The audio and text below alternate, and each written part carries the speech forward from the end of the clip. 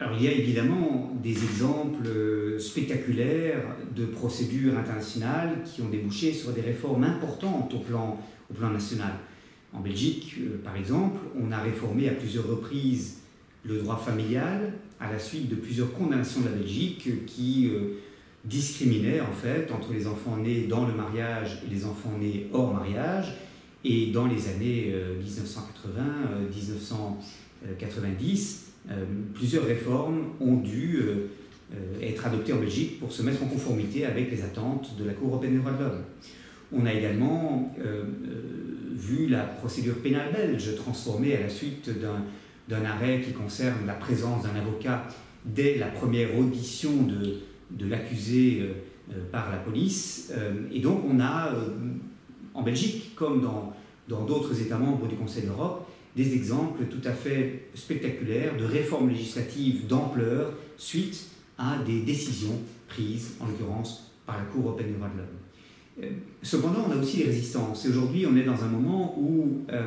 certains États, de manière plus ou moins ouverte, contestent l'autorité de la Cour européenne des droits de l'homme, contestent l'autorité du Comité européen des droits sociaux et refusent de manière très explicite et ouverte de se conformer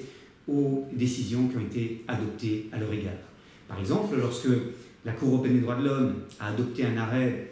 qui condamnait le Royaume-Uni pour ne pas donner droit de vote aux personnes qui sont détenues dans les prisons britanniques, le Royaume-Uni a, de manière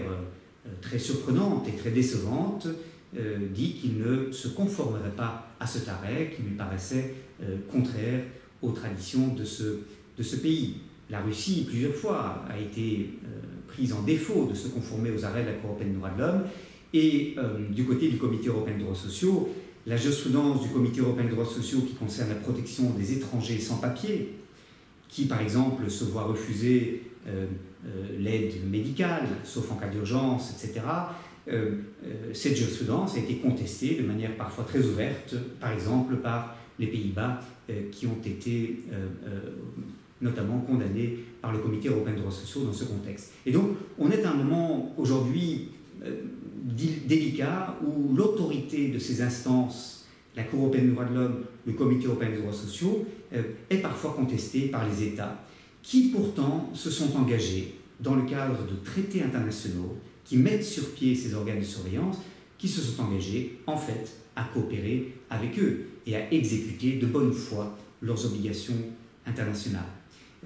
Je pense que le problème, c'est que même si on peut être en désaccord dans tel ou tel cas individuel, avec tel ou tel arrêt ou décision rendue par telle instance internationale, le risque, quand on conteste une décision, un arrêt, une décision d'une instance internationale, c'est que l'on mette en cause ce qu'on peut appeler l'état de droit européen, c'est-à-dire la tradition dont tous les États membres du Conseil de l'Europe, jusqu'il y a peu, se revendiquaient, la tradition de respecter la légalité internationale, ce qui implique de se conformer aux appréciations des organes internationaux que l'on crée par les traités internationaux, que l'on soit ou non en accord dans chaque cas particulier avec les conclusions auxquelles ces instances aboutissent. Et donc on est à un moment extrêmement délicat. Par ailleurs, beaucoup d'États ont encore aujourd'hui tendance à contester le caractère obligatoire des décisions rendues par les comités que mettent sur pied les traités des Nations Unies en matière de droits de l'homme, au nom de ce que ces comités ne seraient pas des instances juridictionnelles ayant la compétence d'adopter des décisions ou des arrêts obligatoires, voire exécutoires, dont met en doute l'obligation de l'État de se conformer aux conclusions auxquelles ces comités d'experts ont abouti. Je pense que c'est un problème lorsque les États mettent sur pied un comité d'experts tel que le comité des droits de l'enfant, le comité des droits économiques, sociaux et culturels ou le comité des droits de l'homme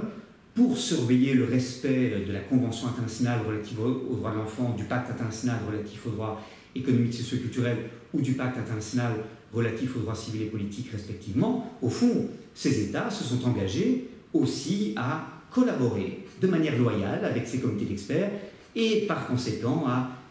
suivre, mettre en œuvre les décisions que ces experts adoptent. N'oublions pas que ces experts tranchent en droit, évaluent les arguments de manière objective et impartiale qui leur sont présentées dans le cadre des procédures de communication devant eux, et ils adoptent des décisions sur un mode qui est quasi juridictionnel. Par conséquent, cette remise en cause de l'autorité de ces comités d'experts paraît problématique, et d'ailleurs la Cour internationale de justice elle-même reconnaît à ces comités la compétence d'adopter une interprétation autorisée des traités relatifs aux droits de l'homme dont ils sont chargés, en disant qu'au fond, ce sont ces comités qui sont les mieux placés pour apprécier si, oui ou non, les États se conforment à leurs obligations internationales.